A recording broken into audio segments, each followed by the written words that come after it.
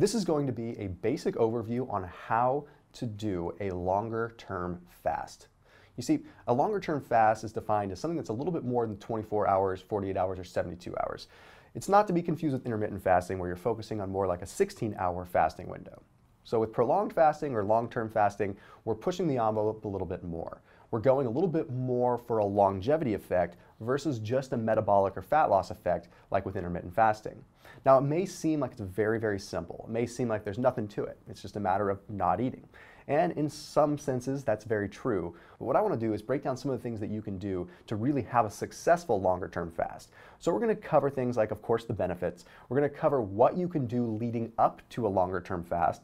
We're going to cover how often you should do a longer-term fast. We're going to talk about exercise during a longer-term fast. We're going to talk about how you should break your longer-term fast. We're going to talk about supplements that you should take during or after your longer-term fast. And we're going to talk about a number of other things. We're just going to give you a general breakdown. Now, full disclaimer, this video is designed for people that are getting started with longer-term fasting. If you want to see a lot more in-depth science and a lot more in the way of the research and the clinical studies, I have plenty of other videos that explain those. But this video is designed to get you started. You are tuned into the internet's leading performance, nutrition, and fat loss channel. There's new videos every single Tuesday, Friday, and Sunday at 7 a.m. Pacific time, and a bunch of other videos throughout the week as well. So if you are watching this channel, you want to make sure you hit that little bell button because that's going to allow you to turn on notifications. That way you know whenever I post a new video, which is quite frequently, and you'll also know whenever I go live. So without further ado, let's go ahead and let's dive into how prolonged fasting actually works and how you can get started with it today. So this wouldn't be a long-term fasting instructional video if I didn't at least lay out some of the benefits first. Okay, so longer-term fasting, of course, is phenomenal when it comes down to fat loss. That's a given. Okay, your body shifts into a high degree of lipolysis where it's essentially mobilizing free fatty acids from the stored tissue for energy. That's a given. Okay, but let's go ahead and let's talk about some of the other interesting things because when you look at the health side and the longevity side, it acts as a catalyst for you to essentially burn more fat long term as well. So if we take care of our health and we get our cells operating more efficiently through fasting, then every other thing that we do in our life can be more efficient, especially when it comes down to body composition and fat loss. Okay, so I usually say that a longer term fast should be considered 24 to 72 hours. After 48 hours, a lot of the effects of a fast actually start to diminish. So people often think that the longer the fast, the better. That's not necessarily true. I mean, sure, you can burn some more fat, you can get a large effect from it, but at 48 hours, you start to see a little bit of a diminishing return. Now, when it comes down to stem cells, which we're going to talk a little bit about in this video, you have until about 72 hours until things start to diminish a little bit. So I'm not saying don't go for the 5-day fast, but the reality is for most bang for the buck, a 2 to 3 day fast is exactly what we really want to aim for. So the first thing we want to touch on is something known as stem cells. Okay, so stem cells are really, really powerful. Stem cells basically allow us to recover. So you've heard of people doing stem cell therapy, like when they actually have an injury and they inject stem cells into the body to stimulate recovery. Well, the whole idea with stem cells is literally to bring a new cell, a new cellular activity to life in a given area that may not have a lot of it. So the cool thing is fasting actually stimulates stem cell production. So there was a study that was done at USC, University of Southern California, that found that during a fasting period, white blood cells are broken down in a unique way to actually trigger stem cell production. So through longer-term fasting, we were able to get a pretty significant increase in stem cells. Now, what ends up happening is these stem cells form what are called daughter cells. So these stem cells have new cells that are formed, and these new cells are stronger and stronger each and every time. So each time that we fast, we develop stem cells that heal the body, and they're stronger than the last batch. So it's sort of an evolution and survival of the fittest. The stronger stem cells end up producing more, and it ends up becoming a really great thing, and we end up with a stronger body overall. Now, these other things these stem cell daughter cells do is they express something known as telomerase. Now, when we look at fasting again, one of the main reasons we want to fast is to help maintain the length of what are called telomeres. Now, before I lose you on this, I promise I'm not going to go into a whole lot of detail. I'm not going to make this video boring. I just have to get this off on the table so that you know exactly why you're fasting. So telomeres are sort of like, they're kind of like the ends of your shoelaces, right? Like you have those little plastic caps on the ends of your shoelaces, and they protect a cell. So what ends up happening is eventually the little cap on the end of the shoelace wears down and the shoelace frays. Well, In essence, for simple analogy's sake, this kind of happens with your cells too. So as the telomeres shorten, the cell becomes exposed to a lot more free radicals and eventually dies. So what ends up happening is the telomerase actually protects the telomeres. And what's interesting is that when we have more stem cells, we have more telomerase, and the telomerase protects the telomeres, which therefore keeps the cell alive longer. That's exactly why when it comes down to longevity, fasting is second to none, simply because of the telomeres and simply because of the stem cells. Okay, so let's talk really quick about autophagy for a second, because this is a buzzword right now, and unfortunately, it's getting thrown around a little bit too much, and it's getting a little bit misconstrued. You see, autophagy is where you have cellular recycling. It's where the components of a cell are essentially recycling themselves. And what's happening when they recycle themselves is they're recycling old, kind of decrepit components of the cell. So it's kind of like they cannibalize. They almost eat themselves in order to become stronger. So wasteful components of a cell are no longer, because they end up consumed by the cell in a period of stress. So you have to remember, with intermittent fasting or prolonged fasting, the whole idea is you're putting your body up to a lot of stress. And this stress is a good thing because it's helping your body get stronger. So what happens is your cells get stronger and more efficient. So autophagy is always happening to some degree, but during a fast, it heightens a lot. And there's certain things that you can do during your fast to help autophagy out even more. But it's important to note that autophagy is going to ebb and flow depending on the individual, depending on your stress load, and depending on a lot of things. So I don't want you to think of autophagy as the main benefit of longer-term fasting, because that's always occurring. It's just sort of an added bonus. Now, the other thing we want to talk about is the high level of ketones that are produced. See, ketones, as we know, with the ketosis fad being very, very popular, are something that are very important when it comes down to helping the body produce energy. Okay, so we fast and our body creates ketones because we don't have food coming in. Well, the cool thing is these ketones actually modulate inflammation. They go through a lot of different mechanisms to reduce what is called nuclear factor kappa B. They reduce what's called tumor necrosis factor 1 alpha. They do a lot of things when it comes down to modulating inflammation. That's why you drop so much water. That's why you feel so good and clean and fresh when you're on a fasting protocol. So with this longer term fasting, you have a high degree of ketones that are produced, especially after 24 or 48 hours. So it's a huge, huge benefit. It's not just the energy source, it's actually a benefit. Now, the other reason you're going to be doing these long-term fasts is because there's huge, huge cognitive benefits. So there's a study that was published in the Journal of Applied Physiology that found that when you were fasting for a prolonged period, like over 48 hours, you had a 3 to 5x increase in what's called brain-derived neurotrophic factor. BDNF is like fertilizer for your brain. If we have more BDNF, we have more nerve growth factor, which means that we are actually creating more neurites. We're creating more neurons. We're having this activity that's increasing. So literally our brain is getting more active and we're getting smarter. So this is the main reason why people like to fast when it comes down to getting more focus. We have an increase in this BDNF. So without any more nonsense, let's go ahead and let's talk about how you actually do this whole thing. And I'm sorry that I had to go through and give the benefits, but it's just the way the cookie crumbles. The first part is how to start your prolonged fast. So when it comes down to doing your prolonged fast, there is a specific protocol that I think will make it a lot easier, especially if you're first starting out on this. You see, what can happen for a lot of people when they start a fast is they're so accustomed to eating regularly and consuming a lot of carbohydrates that it takes them a good 24 to 36 hours before they ever drop into a state of legitimate ketosis to where they're actually getting the benefits of the fast. So what I usually recommend is, even if you're not following a ketogenic protocol otherwise, try to go anywhere from 3 to 5 days of low carbohydrate or ketogenic prior to starting your longer term fast. This is for two reasons. For one, you're going to be significantly less hungry, and I mean significantly, and I promise, okay, you're going to be way less hungry because you're already going to have ketones produced and your body's already going to be somewhat fat adapted. We want the body to already know that it can use fats as a fuel source. So therefore, when you drop into your fast and you're not eating, it's not searching for glucose. Your body already knows fats are fuel, so it starts pulling it from your adipose tissue. This will make your life a lot easier. The other reason is it allows the process of ketone production to occur earlier. So it means that rather than having the benefits of the fast kicking in at 36 hours, you really have the benefits of the fast kicking in almost immediately because you've already started the autophagy effect, you've already started the ketone production, and then you're jumping right into the fast. So it allows you to get sort of the effect of a longer fast, but in a shorter amount of time. So if you lead into a fast with a ketogenic protocol for 3, 4, 5 days, then you can get away with fasting for 36 or 48 hours rather than having to push it to 72 or even 96 or longer. Okay, so this is a very big thing. The other thing that you want to do prior to starting your fast is hyperhydrate and sodium load, okay? So what happens is as soon as you stop eating food, your insulin levels drop lower. And the lower levels of insulin communicate to the kidneys to expel water.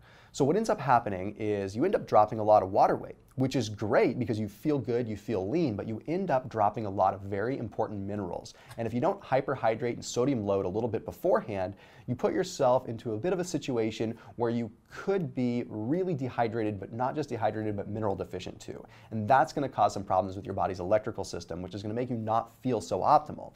The other thing is that we have these things called NST receptors. And if we're sodium deficient, those NST receptors communicate to us to eat. They communicate with us to eat salt, but the fact is the wires get crossed and we end up craving sugar a lot of times. So super, super, super important that you sodium load and hyperhydrate, even if you're not doing the ketogenic protocol leading up to it. I promise this will make life easier. So now it's easy to talk about what to consume during a fast. You see, when it comes down to what you can eat during a longer term fast, it's a lot more clear and defined than it is with intermittent fasting. You see, the primary benefit with intermittent fasting, where you're just going like 16 hours and you're just kind of skipping breakfast, the primary benefit there is actually coming from a restricted calorie window. Like you're restricting your feeding window, so you're not going to consume as many calories, and you're basically getting this majorly cool effect where you're dropping body fat. But with prolonged fasting, we're really going for the longevity effect here. Remember that. So because we're going for that longevity effect and because we're going for the stem cell effect, which by the way is going to help you burn fat too. So don't think it's just about living forever and meditating forever. That's not the goal. We're trying to get our bodies healthy so we can burn more fat. So it's really simple. Black coffee is okay, water is okay, tea is okay, and then apple cider vinegar is okay. So when it comes down to the tea that you should be consuming during a fast, you have to be pretty particular about it. You don't want to just consume any kind of unhealthy inorganic tea because it can really have a big effect on your body. And when it comes down to what I consume, I'm usually a fan of consuming Yujito green tea. And the cool thing is they come in these simple little packets, so I just add them to my water and it's perfect during a longer term fast. Now, the reason that green tea is far superior, specifically matcha, is because you have a high level of epigallocatechin 3 gallate, so EGCG, which has a huge fat burning effect. It is somewhat of an antioxidant, but more so it activates specific enzymes and genetic processes within our body that can actually improve a fast. If you look at literature about just fasting in history, you'll see that tea was a big part of fasting. Okay, they would still consume tea because they believed that it had so many benefits that far superseded just the effect of a fast. So I'm big on consuming tea and a little bit of black coffee.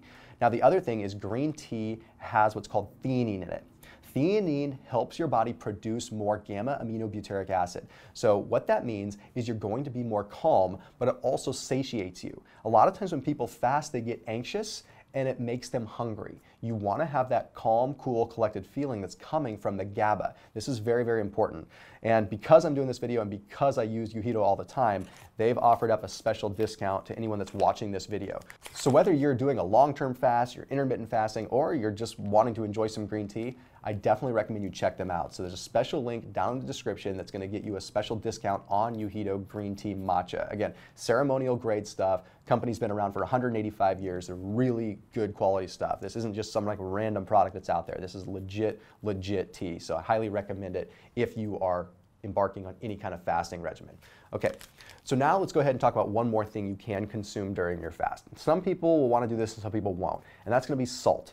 I'm a big fan of consuming salt during a fast. Okay, it does provide your body with the electrical system that you really need to keep functioning. I know I said that you want to hypersodium load and hyperhydrate before the fast, but you can continue to consume a little bit of salt throughout the fast too. You don't need much, maybe a half a teaspoon throughout the course of the day for each day that you're fasting. All right, the next thing that we want to talk about is your activity during a fast. This is a very big thing. So when you're intermittent fasting versus prolonged fasting, I usually say go ahead and work out as usual. do a higher intensity workout, get the most out of it.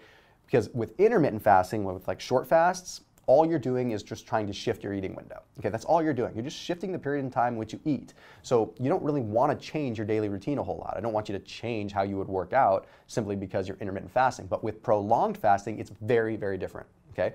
Because you are trying to go for a different effect in the body. Here's the thing. If you work out to a high degree, like you work out at a very high intensity, you have what is called mTOR activation, mammalian target of rapamycin. mTOR is good because it helps you build muscle and it turns on sort of the anabolic switch where your body can like actually assemble proteins, and that's great, but that's the opposite of what we're trying to do when we're on a longer term fast. We're actually encouraging our bodies to not turn on that anabolic switch. We're trying to be completely in, well, for lack of a better term, somewhat of a catabolic mode, where you're allowing your body to consume its own energy substrates that it already has stored and becoming more efficient. So what I do recommend is very low intensity weight training. What's going to happen with very low intensity weight training is you're not going to trigger a high mTOR response. What's going to happen is you're going to allow glycogen out of the muscles to get taken into the bloodstream and into the liver. And in the liver, that glycogen, those stored carbohydrates, get burned very fast in a fasted state, like extremely fast. So when you're fasting, you're not pulling carbohydrate energy stores from your muscles, you're pulling it from your liver. But we have to mobilize the carbohydrates that are in the muscles by moving lightly. So low intensity cardio, low intensity weight training. I do not recommend being sedentary when you're on a prolonged fasting regimen. Okay, being sedentary does not mobilize things, it doesn't get the process going. When our ancestors would do any kind of prolonged fasting, I bet you they were not just laying down the whole time. Okay, you're up and moving. You want to go through your daily motions as much as you possibly can because it's very, very important. You just don't want to be pushing the intensity. What about some things that you might expect? There might be some alarming things, things that just throw you aloof a little bit that you just weren't quite expecting. The first one is you may very well find that your blood glucose goes up when you're fasting. What the heck? How does that even happen? Okay, if you're diabetic or you know someone that's diabetic, you know that maintaining your blood sugar is very important. And one of the benefits of a longer term fast is bringing that blood sugar down to a nice, low, stable level. However, that doesn't tend to happen for a few days. Now, why would your blood sugar potentially go up?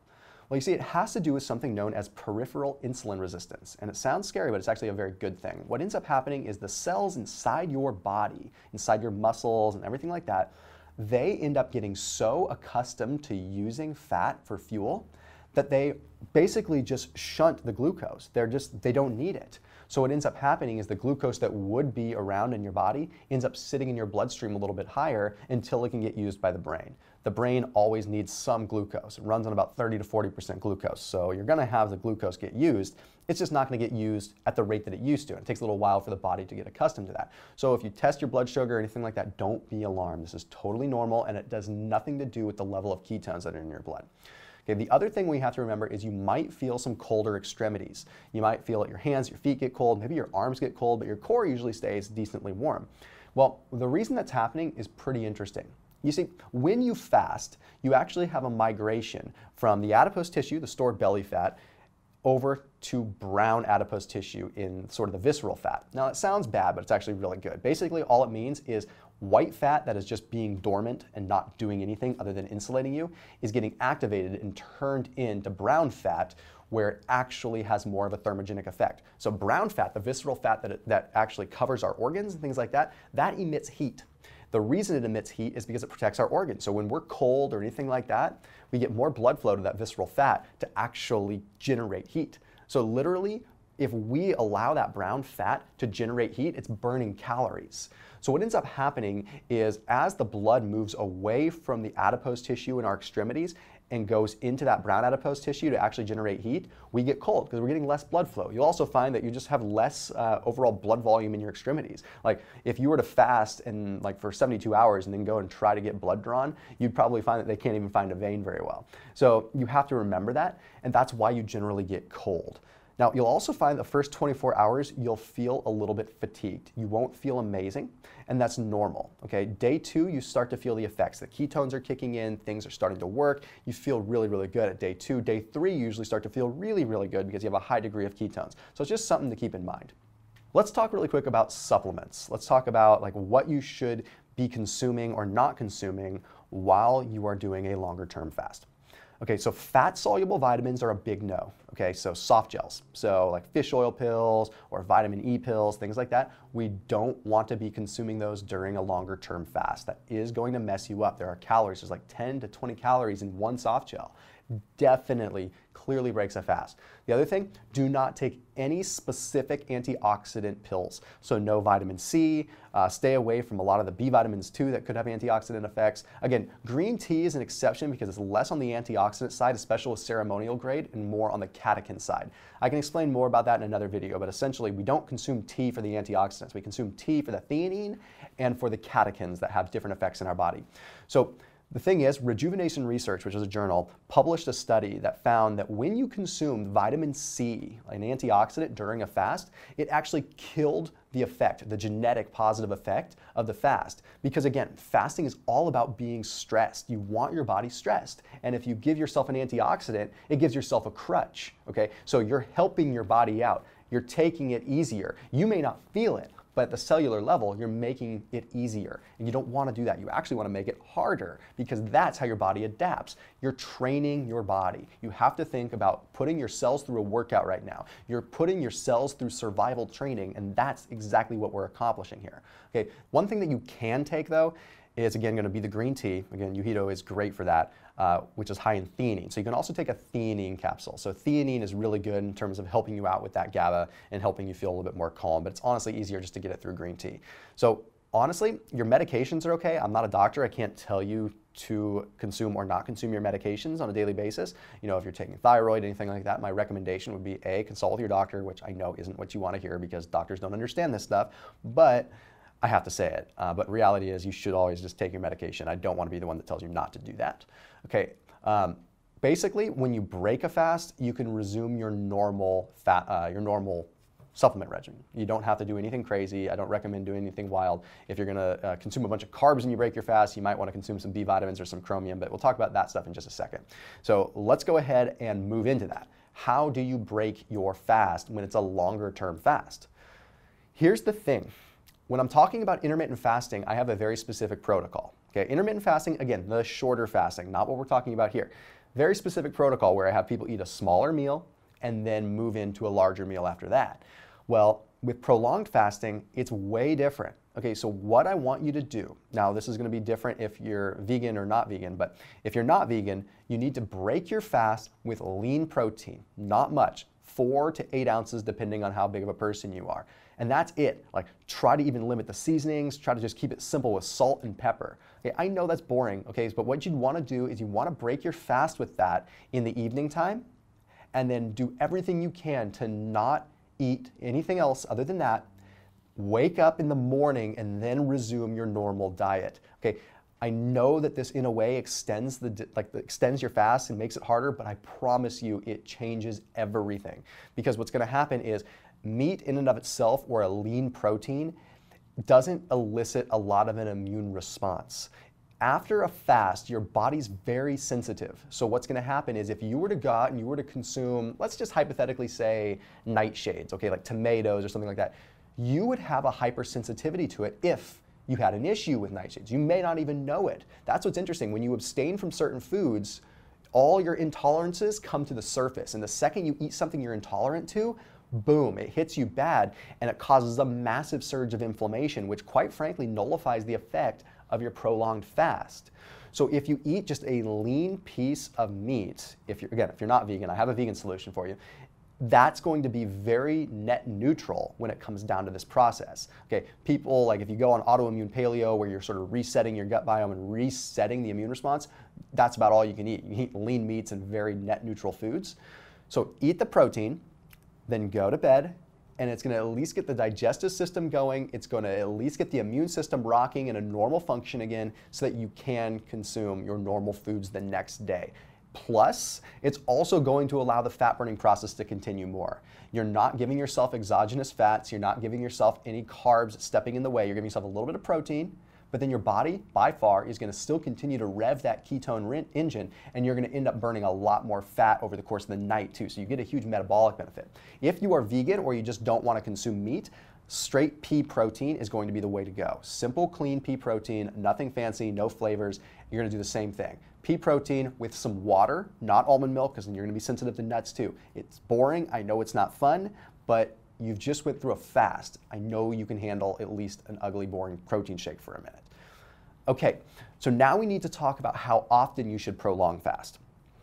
If you do a 24-hour fast 1 day per week, you're on the fence of it being a prolonged fast, because 24 hours is like the minimum. But if you don't do any other fasting other than a prolonged fast once per week, you're gonna end up in a really great situation. In fact, at the end of the year, you're gonna end up somewhere between like 15 and 20% net calorie loss. So meaning you're gonna stay nice and lean just by skipping food 1 day per week. Plus you get the huge longevity effect. But what I would recommend is, rather than doing a 24-hour fast once a week, I would recommend doing a 48 to 72-hour fast once per month. Okay, you're gonna get more effect because after 24 hours, the effects of the fast compound.